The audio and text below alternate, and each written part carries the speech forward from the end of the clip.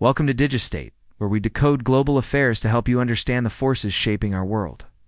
I'm your host, and today, we're diving deep into the World Trade Organization, what it is, it matters, and how it's responding to a recent wave of tariff hikes threatening global economic stability.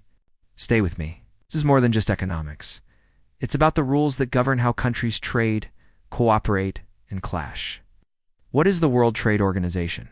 The World Trade Organization, or WTO, is an intergovernmental body founded in 1995, based in Geneva, Switzerland. It has 164 member countries, representing 98% of global trade. Its mission: to ensure trade flows as smoothly, predictably, and freely as possible. That means enforcing global trade rules, acting as a forum for negotiation, settling disputes between countries, and supporting developing nations through trade-related aid. Imagine a global referee helping countries play by the same rules in a trillion-dollar trading arena.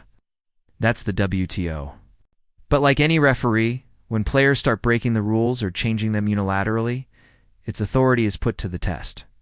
The recent tariff shock in March 2025, tensions spiked when the United States announced a new set of tariffs, as high as 30% on electric vehicles from China and steel imports from the EU.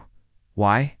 The official reason was protecting national security and leveling the playing field. But economists call it a clear protectionist move in a year of political campaigning and economic uncertainty. The ripple effect. China immediately responded with retaliatory tariffs on American soybeans and semiconductors.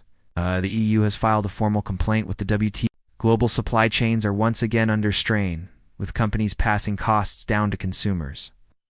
The IMF warned that this tit-for-tat could reduce global GDP by $700 billion by 2026 if left unchecked.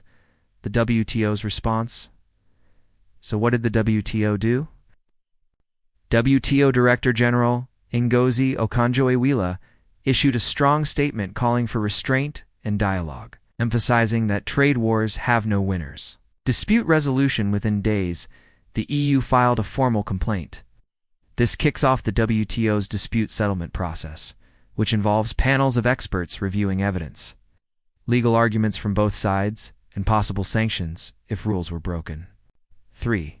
Calls for reform internally. The WTO is facing pressure to reform its structure, as some say it's too slow, outdated, or powerless in the face of rising economic nationalism. Still, this institution remains one of the last standing guardians of multilateral cooperation.